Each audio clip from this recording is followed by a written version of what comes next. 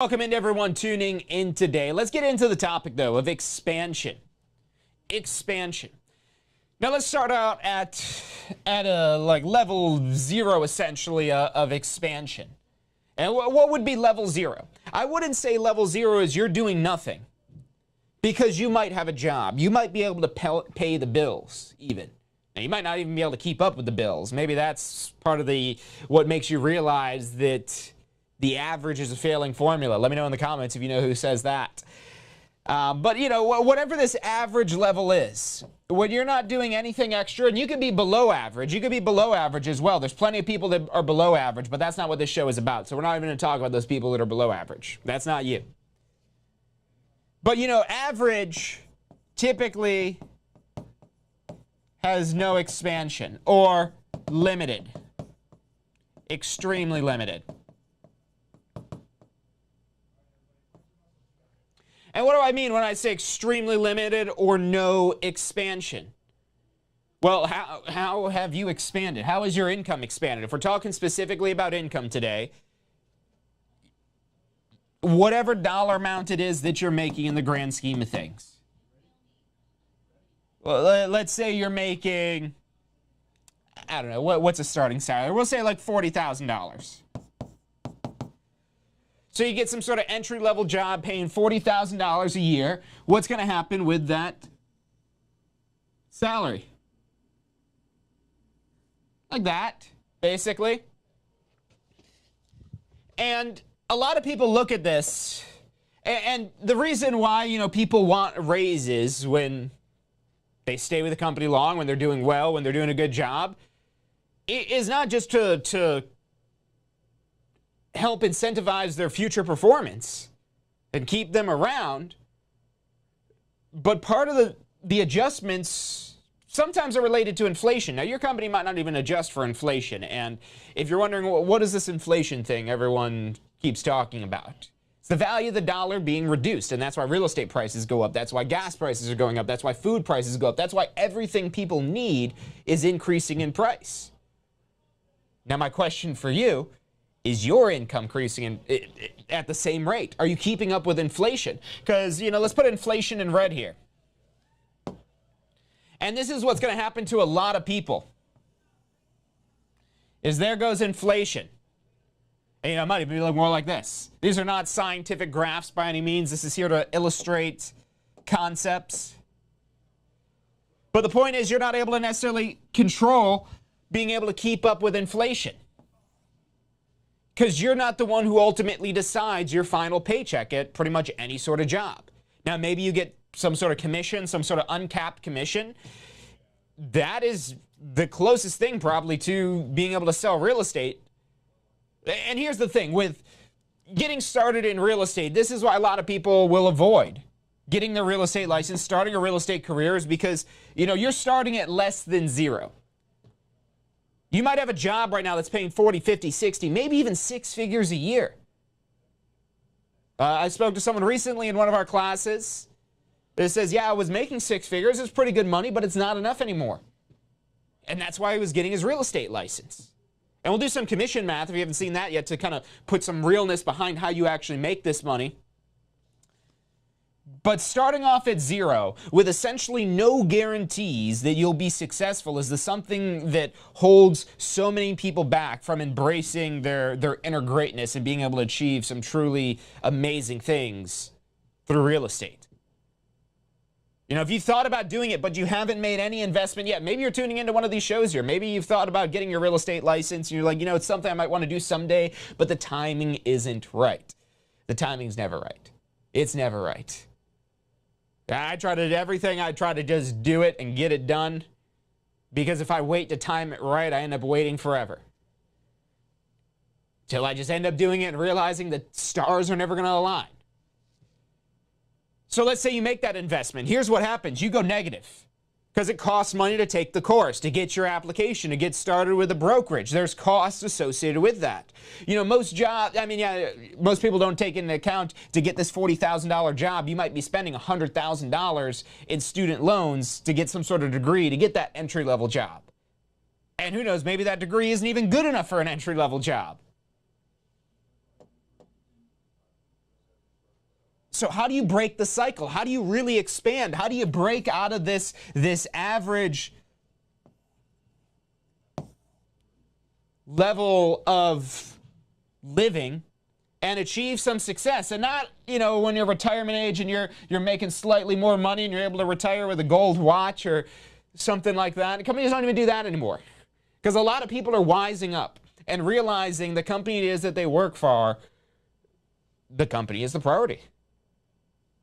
Running a company, that's you being a business person running your real estate business, you need to make your business the priority. Because everybody that relies on that business relies on that business. And if something should happen to that business altogether, then now everybody can no longer rely on that business, which is why it might not be, great. This is what you see with investing when we talk about diversification, of spreading your risk. But how do you defeat diversification? How do you defeat inflation? How do you defeat all these market forces going on right now to do better than the market? That's something that investment advisors, if you ever talk to any sort of financial or investment advisor, stockbroker, or anything like that, they talk about beating the market. How do you beat the market? How do you beat average? How do you break out of this level of just enough to get by? Because whatever increases or jobs or promotions it is you're getting are pretty much never enough. I've yet to find somebody that in the end they told me, yup, it's enough. Because it never is. There's always more. There's always some further level of expansion. The richest people in the planet are literally trying to get richer as we speak. They're going off the planet to get even more money. They're trying to expand the economy beyond just planet Earth. Who knows if there's any aliens out there that we'll be transacting with, but there's tons of minerals and resources and things like that could be monetized out there. And so that all comes down to expansion. So literally the richest people on the earth are still trying to expand. So if you want to break out of average, you have to focus on expansion. Expansion, expansion, expansion, expansion. And what is expansion? That's a big word. Most of America reads on a 3rd grade reading level, which is why you should focus on expansion. Now, when you're marketing and you're speaking to the general public, when you're dealing with customers and clients, keep in mind that 3rd grade reading level. But you want to expand your knowledge. To throw a little cheesy phrase in here for you. Learners are earners. Learners are earners. But the question is, are you learning the right information? Because this job that most people invest who knows how much money in a college education to be able to get that entry-level job, where maybe they could have even got that job, or maybe even did something better. And if you don't believe me, you can get a real estate license in as short as a 1-week course. 1 week, not 4 years of schooling, 1 week of coursing, and go on to make millions of dollars. Go on to be a Netflix TV star. Go on to be a real estate investor, to whatever it is that you want. You don't need a college degree. It's an entirely different game that you're playing in real estate than the game that you're used to playing. The rat race, as they call it. Isn't that a movie? I think there was some cheesy movie from like the 90s, early 2000s or something called Rat Race. So at the end of the day, in the rat race, you're still a rat. You're the top rat. But if you don't want to be a rat anymore, you don't have to be. You don't have to be a cog in the machine. You don't have to be a piece of the process that is not respected, not valued, not empowered. That's the problem with most companies, is they have great employees. They just can't trust those great employees because they're there to minimize risk. But if you know you're a great employee, then hire yourself. And you could start this in a part-time type of capacity as well, through referrals. We've talked about that in other episodes. And if you have any questions where you want to speak to one of our advisors more directly, confidentially, of course, 813-333-2676. Call us or text us. Even if you've already got a real estate license, you're looking for ways to expand and grow, call us up and, we could, talk some ideas and figure out what is those next steps for you. Because most people don't want to go in the negative. Most people well, if I just keep my job, I could probably get a raise, and I could probably get another raise, and I could probably get another raise, and I could probably get another raise. And that looks good, but not when the dollar is depreciating at a faster value than your level of wage increases. Yeah, I remember, what was it, 2 years ago, 2020, I think it was, maybe, that they passed the increase to $15 minimum wage, and everybody was super excited at the time. Wow, we're going to $15. This year in September, it goes to $11 an hour for the minimum wage. It was just like $8 or something like a year or two ago. And it's going to $15 in the next couple of years. But you look at gas prices, you look at food prices, you look at the housing prices, you look at rent, and you wonder, is $15 an hour still enough? So these little incremental raises are just like going back to this rat race analogy, just a little piece of cheese. It's just, hey, here's a little piece of cheese, keep you going. Oh yeah, you do a good job, here's another little piece of cheese. Oh, good job, here's another little piece of cheese. Keep it up, we'll keep giving you little pieces of cheese. Do you want to just keep going for these little pieces of cheese, or do you want to figure out how to make your own cheese? And you make as much cheese as you want then. And by cheese, I mean money. Because us people, we're not, I mean, we like cheese too, but we can buy as much cheese as we want with money. But let's get back to real estate, because what can real estate be? Put that in green here. So, yeah, you're maybe going in the negative to get started, as you would with any business. Now, we're not talking about buying some sort of franchise and building a restaurant or buying a food truck or all these things you'd have to do to spend tens of thousands of dollars just for inventory or infrastructure or processes or whatever it is. There's going to be some cost to get your real estate license, but compared to starting most other businesses out there, it is an extremely low cost. And it can be as much of a business as you want to make it, whether that's just earning referral fees or actually full-time practicing real estate or having a whole team of agents practicing real estate for you. Because that's when you're able to finally get to the point where you're able to dig yourself out of this hole. And the idea here is you're in control. So now you could drive this income to whatever level it is that you want. You want more money, you just sell more houses. And it's a machine. You are building the machine. You're no longer part of the machine. You're building your own machine. You're building a machine that's going to take leads, turn them into clients, turning those into closings, which pay you commissions. That's the system. That's how real estate works. We broker the deal. We bring together the buyer and the seller, and we get paid a commission. When we close on the property, we don't have to be the buyer. We don't have to be the seller. Really, the only thing we're investing into this is our time.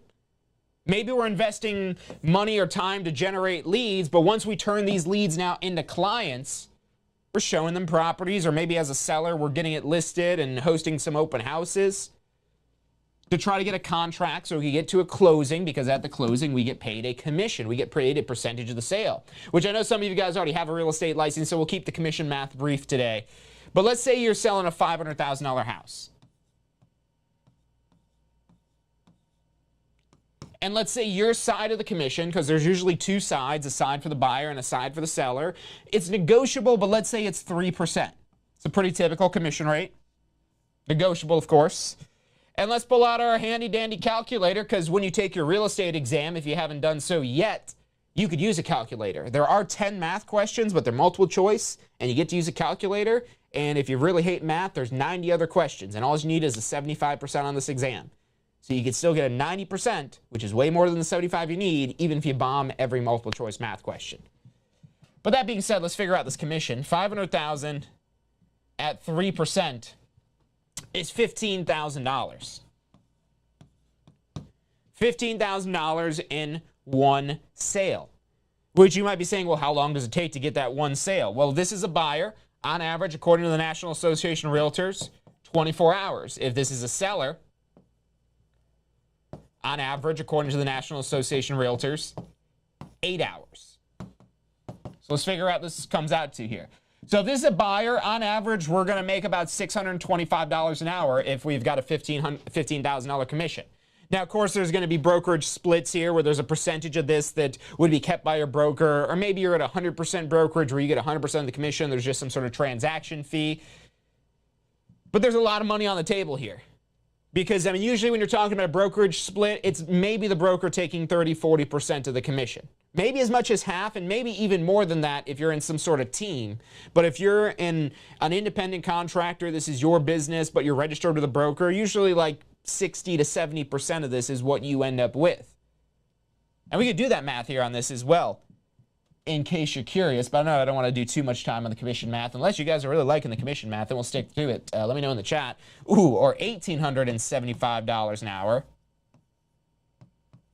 Now, this is actual working time. No one's writing you a paycheck at the end of the week for this much money.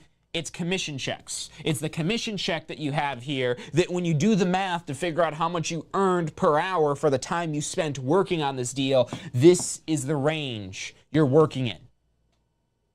Hundreds to thousands of dollars per hour. Is this new mic working right? Per hour. Do you guys hear me okay? Per hour. This isn't $15 minimum wage. This is $625 per hour. Now, of course, this is a business. You're going to have expenses. But you don't have to have an office because your broker is the one who has the office. And really, most agents do everything remotely now, especially after COVID. E-signatures and FaceTime and virtual showings and appointments and whatnot are super standard. Of course, there's still some weirdos that don't want to do anything digital. But most people, we've accepted the digital world. Who knows, maybe we're living in a digital universe now and maybe that's why we've put this off so we don't realize it. Doesn't matter. Makes everything a lot easier for us because now we could do more deals faster. So we could potentially earn even more than this. The Association of Realtors have not updated these stats of the 8 and 24 hours recently. But given the shift in digital adoption among realtors, I guarantee you, can't wait till they do the next report on this to see what this actually drops down to. And even if this did take you longer, if this took twice as long, if it took 48 hours because you're brand new and you have no idea what you're doing, so you're spending 48 hours of work on this client there, that's still $312.50, up to potentially, if this is a seller, like 16 hours in at that point, you're looking at like $937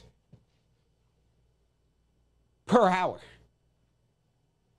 But look, I know some of you get paid a salary as well. Let's say you want to make $100,000 from real estate. You want to make 6 figures in real estate? Maybe that's not enough. That's $1 million there. Maybe you want to make $1 million. We could do that math too. But let's say you want to earn $100,000 and you typically get paid let's say you've got a split. Let's say your broker takes 30%, so you get 70%. So if you get 70% of the commission on this $100,000, we divide that by 70%. That means you need about we'll call it $145,000. $145,000 in gross commission. Which how much in houses do you have to sell? Well, let's say that's at 3% commission you're earning. So $142,000, we'll keep that number in there. At 3%, we'll call it $5 million.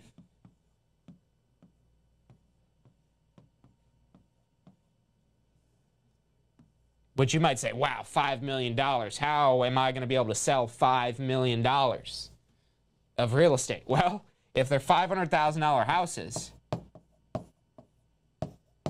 and you want to get $5 million in gross sales, that's only 10 500K houses.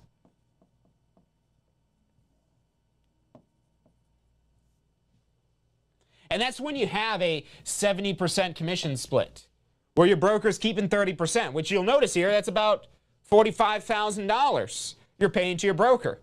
Which at that point, maybe it makes sense for you to consider a higher commission split or a 100% brokerage. You could always, again, you are in control. You were the one in the driver's seat.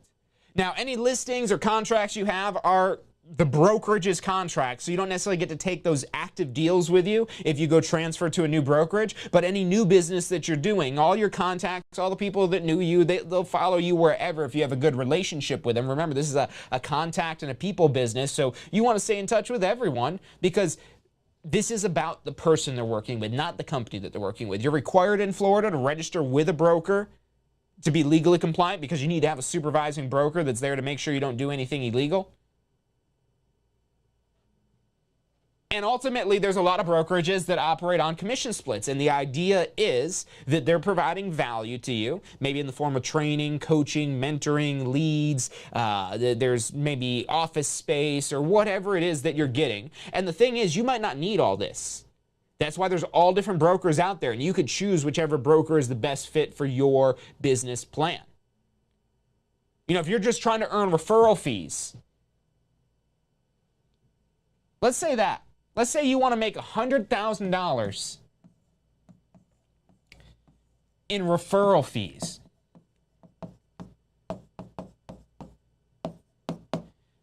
And now for everyone that's still tuned in that already has a real estate license, listen up. This is what you've been waiting for. Because if you already have a real estate license, you've already got the green light to earn referral fees if you have an active license. If your license is not active, you can't do anything. So your license does have to be active. Now the question about activating is, do you want to earn exclusively referral fees or do you want to be able to practice real estate as well? Because there's a big difference in the terms of your level of involvement if you're just doing referral fees versus if you're practicing real estate. Because practicing real estate, you've got to usually get access to the MLS, become a realtor, you need a website, and all kinds of different systems and things like that that increase the cost. And you might not be ready to have that level of a business yet. And look, $100,000 in referrals, that can be done, absolutely, but that's, well, let's do the math on it, because I'm not going to speak out of my head. You might have other opportunities that I've got no idea about here. You might have a commercial deal that could get this referral fee in a single deal. Let's do the math and what that would have to be. A typical referral fee, again, they're negotiable, is about 25%. So the gross commission, if you want to earn $100,000 in a referral fee, and that's a 25% referral fee, that's $400,000 in commission.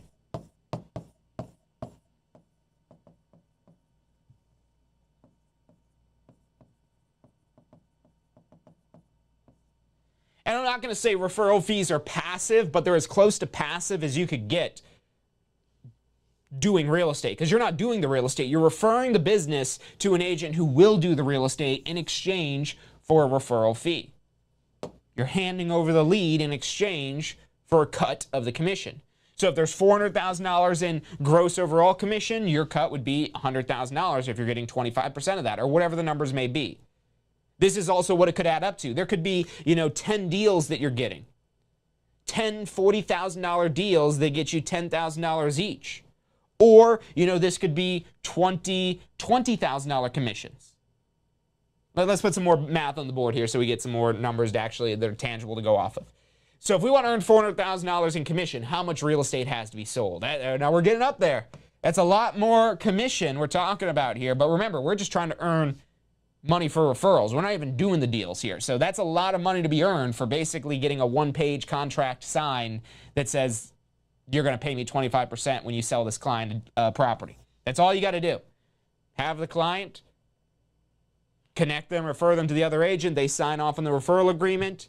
Then when they close the deal, you get paid whatever percentage of the commission you agreed to on that referral form. It's a one-page, super simple form. Now, this $400,000 in gross commission, if you're earning a 3% commission, commission is negotiable, so it could be higher, it could be lower. I don't want to divide that there. So $400,000 divided by 3%. We drop to 0 here. 400,000 divided by 3%. There we go. 13 million.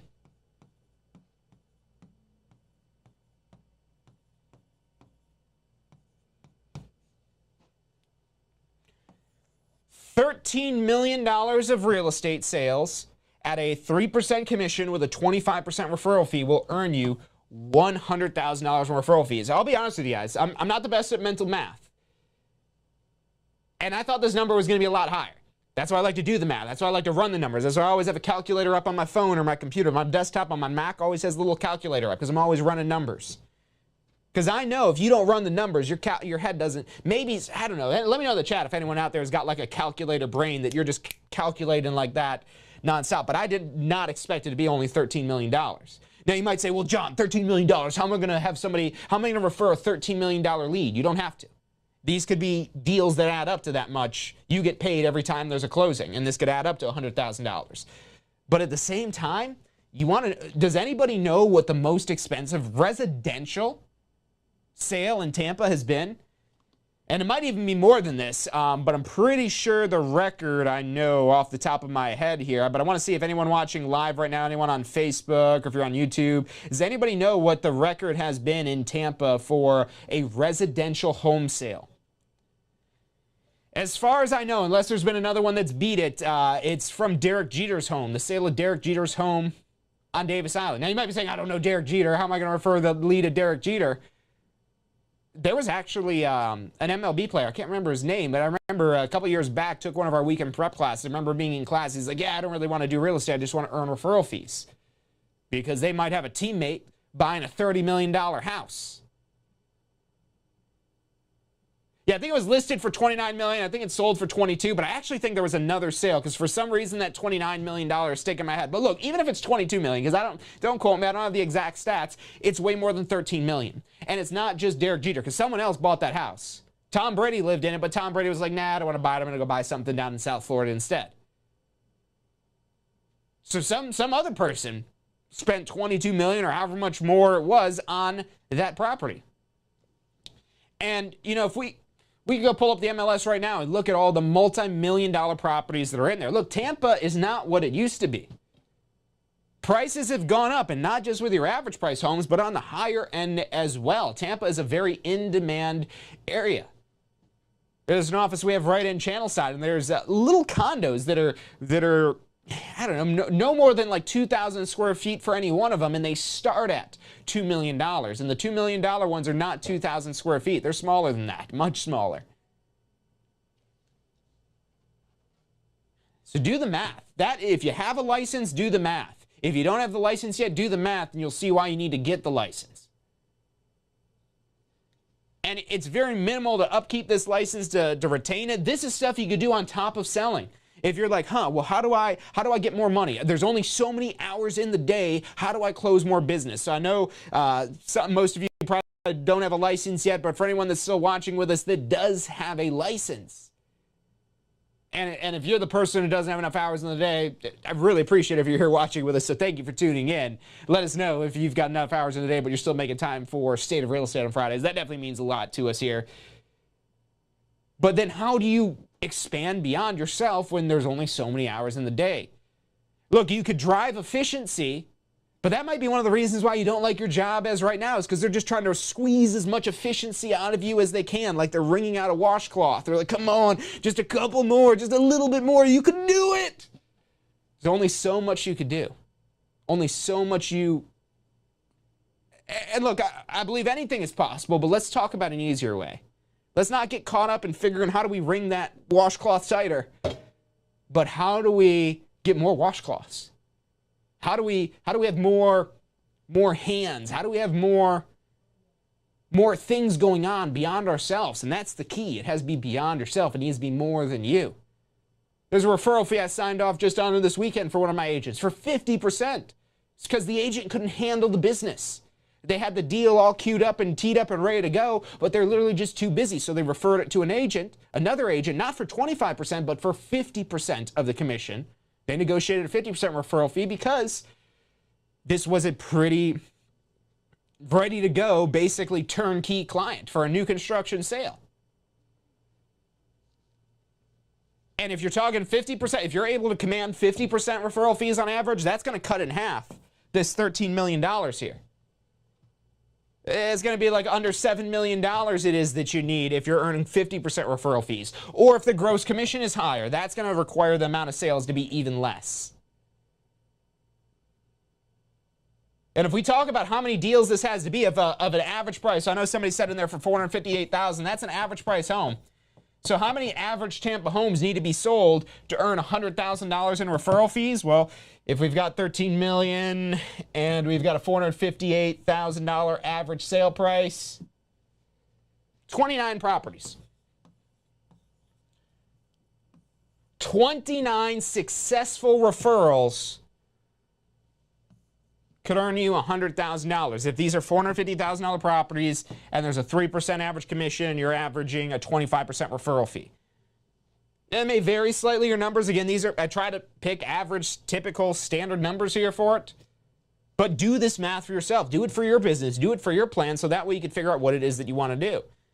If you're not sure about earning referral fees and you already have a license, you're already registered with a broker, talk to your broker. I don't know a single broker out there that doesn't do referral fees one way or the other, whether receiving them or sending them out. This is the reason why it makes sense to build your real estate network. To have other realtors it is that you could refer business to where they could refer business back to you. I mean, at the end of the day, that's not the end-all be-all thing, is just knowing realtors, because it makes more sense to know potential clients. So that's where you want to maybe focus some marketing efforts more so. But you do want to have a strong network of real estate professionals, and not just within wherever it is you're working, but anywhere in the world. You want everyone to know you as a real estate professional so that way you can be a connector, connecting them with other people who have a license in whatever jurisdiction they're looking to purchase.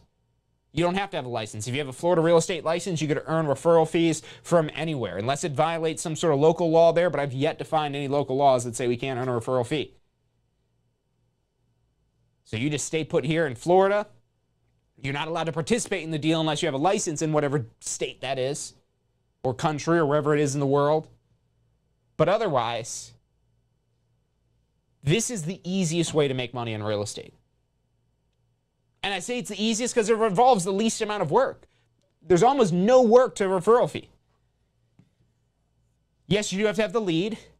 Some level of conversation you're having with the lead. I mean, you can't just say, all right, I'm going to send all these contacts in my phone to this realtor here and hopefully I'll make some money. No. I mean, at that point, they're not going to pay you anything, because what are you teeing up for them? That's what they're exchanging this for. But it doesn't mean that, like, oh, they're pre-approved and pre-qualified and they've done all these things. No. Let the realtor do the realtor things. You're there, maybe talk about real estate. Hey, I can get you in touch with somebody. I've got my real estate license, but I'm too busy. I don't actually practice, but I've got a great network of the best realtors. If you want me to make some phone calls for you, see if I've got anyone that could help you out. Turnkey. Find the agent. Fill in the blanks. This client, we've got buyer, agent, the other agent, the brokerage info, and signatures. There's your referral form, as well as what the referral is. So 25% of the gross commission, 50% of the gross, whatever you agree to. Super simple form. You could do it whether you're practicing real estate and you just got extra deals you can't handle, or it's out of the area you normally work in, or maybe it's a more complicated sale that you're going to refer to somebody who handles those more complicated sales, maybe short sale, foreclosure, any sort of distressed properties, maybe it's a sinkhole property. I'm not saying you can't do this, but is it the best use of your time? Because if it's not the best use of your time, let it be the best use of somebody else's time in exchange for a smaller portion of that commission. That frees up your time now, so that way you can have hours in the day to focus on expansion. Because going back to the topic of today, we're talking about here, how do you expand? You've got to add new levels. You got to add new avenues. To basically do what you're doing here, for getting more income increases, but you're doing this in massive levels so that way you beat the market, so you beat inflation. So you don't care that the gas prices are going up. I mean, yeah, you care, but you're like, I guess that's what gas cost. Guess that's what food costs now. Guess that's what real estate costs, because, when prices go up, our commission goes up. So we already get a raise just by prices going up. Now, prices always go up in the long run, but in the short term, there may be some ups and downs. But this isn't like investing in real estate. Investing in real estate, especially if you're trying to flip real estate, that's very susceptible to the market, especially when it's volatile, when there's major ups and downs. But if you're doing buy and hold investing, or you're brokering deals, if you're learning, you'll be earning. Learn the right information and implement that information. That's it. That's all this is. This isn't rocket science. That's why they don't call it rocket science. There's trillionaires out there doing rocket science work. It's not what we're doing here. It's a lot simpler. Yeah, the contracts can be kind of intimidating, but here, let me let you in a little secret. They're filling the blanks. We're just filling in blanks here, guys. That's all we're doing. We're filling in blanks. We're getting paid. Look, and I'm not here to discount the value of a realtor because there's more we're doing with filling in blanks, but the things that intimidate most people who are new to real estate are not the things that should intimidate you. They're things that are actually really easy to do. And when you get around to that and you figure out what it is that you do have to focus on, you could be extremely successful in real estate. It's not a question of if, it's a question of when. So if you want to find out more about starting a real estate career, getting to that next level of your real estate career, expanding your income, or earning referral fees, anything like that, call us up. We're here to help you and answer any questions you have. We have licensed professionals here, not just people we hire off the street. I mean, usually you find them out there somewhere. They're usually past students of ours. They love Tampa School of Real Estate so much they want to be a part of it. We're so fortunate to have an amazing team here of licensed professionals, sales associates, brokers, and instructors here. So call us up, take advantage of that resource, 813-333-2676. Again, that's 813-333-2676. You can also text us at that number as well. Make sure you're subscribed. If you're watching on Facebook, hit the bell. If you're watching on YouTube, hit the bell. If you're watching on our website, you're probably already getting the emails, but if you want the emails, go to our website, tampaschoolofrealestate.com, and drop in your email in one of the little email forms, and we'll send you out updates whenever it is that we have new information to help you grow and expand, not even just your real estate business, but your entire life. There's a lot of stuff we focus on this show that gears around real estate and finance and money and investing, but these are the things that allow you to really live your life. Because if you're taking all of your time trying to figure out your finances, that's where the whole money isn't everything comes in, where people start saying that. Because if you're devoting all of your time to money, that's where people throw in the towel and say, look, money isn't everything. I'm just going to make what I do, and then I'm just going to have fun with the rest of my life. But if you make conscious efforts to put yourself in a situation, look, it's not entirely your fault, whatever situation it is you may be in. You may be in a vehicle that you told could go this speed, but it doesn't. You were told that this is a Ferrari, and then you're driving around, you realize you're not driving a Ferrari, you're driving a beat-up old Honda Civic that's 30 years old. Not even sure how it's still running. It's puttering down the road, though. It's getting you where you need to go. Is that what your job is? And was it sold to you like it was a Ferrari?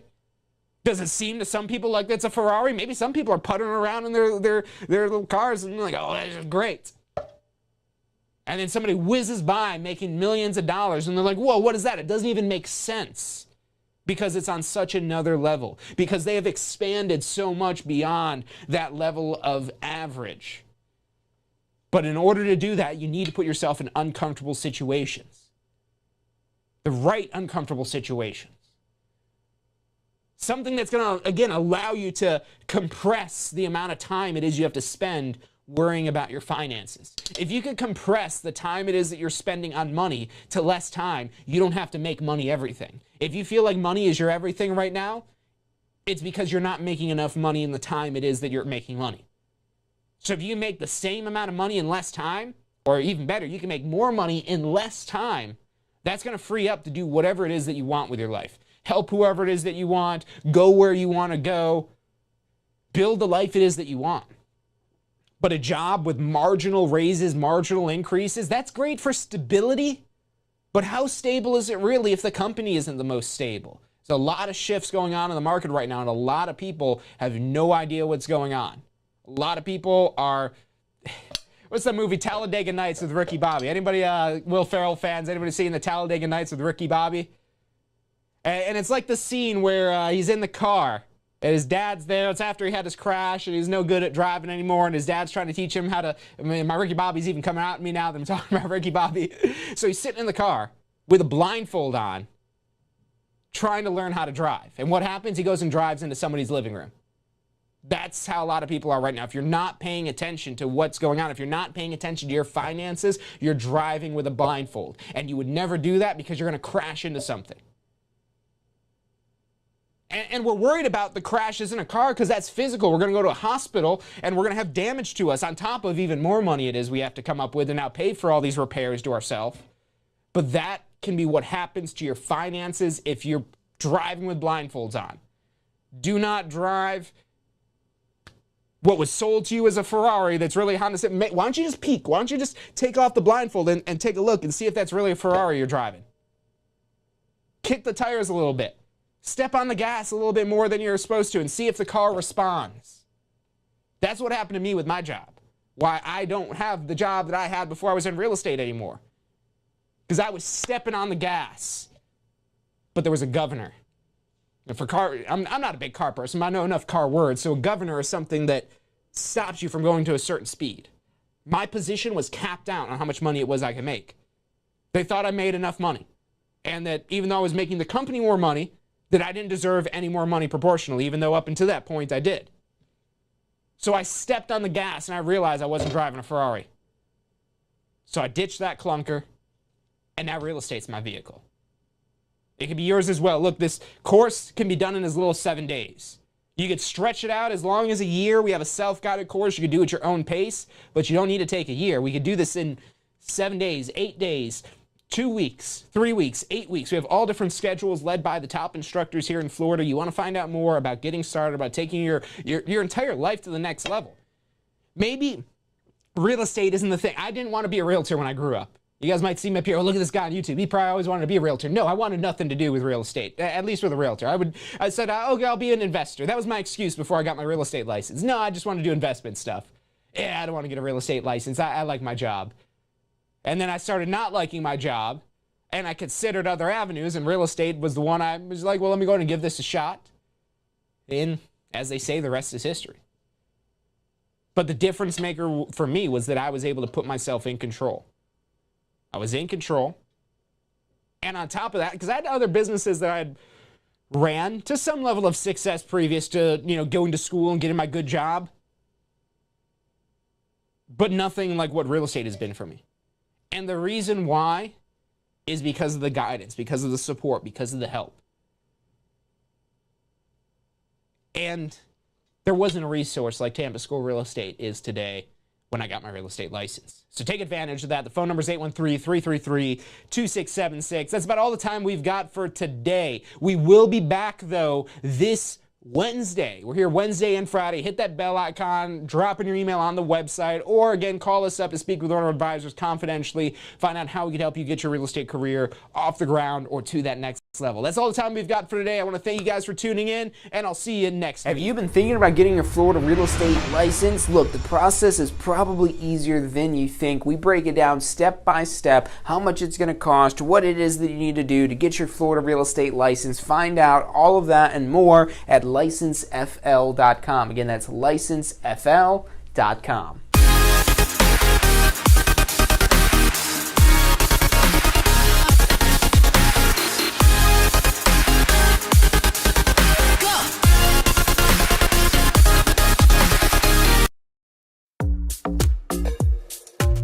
So you just got your real estate license. How can you jumpstart your real estate business? The number one thing you should do before you do anything else is post-licensing. Now look, this is already a requirement, so you're gonna have to do it anyways, but here's why you wanna do it early. The sooner you do post-licensing, the sooner you're gonna learn the real world concepts in post-licensing that will help you create a business plan, that'll help you plan for your success in real estate. Post-licensing is all about real world topics that are usable, that'll help you grow your real estate business. And at Tampa School of Real Estate, we have the best post-licensing courses around. Find out more about how post-licensing can help you jumpstart your real estate career. Go to postflorida.com.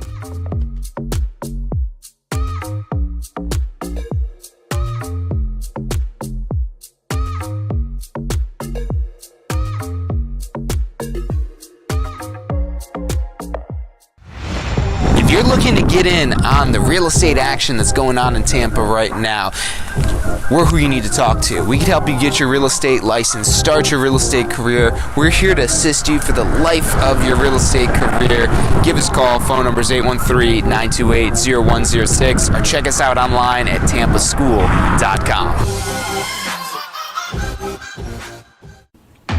Do Do you want to incorporate studying for your real estate exams into your busy schedule? Now you can review the key topics you need to know to pass your class and state exams with our MP3 audio review. Simply pop in your headphones or connect to your car to reinforce crucial information while you exercise or drive. Listen to the first unit for free at mp3audioreview.com. That's mp3audioreview.com.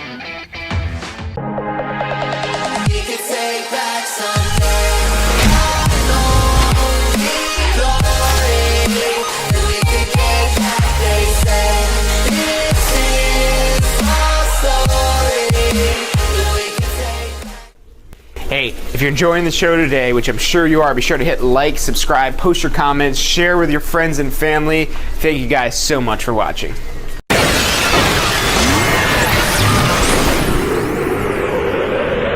You are watching State of Real Estate. Every Friday at 12 noon Eastern Time. Grow your real estate business. You're watching State of Real Estate.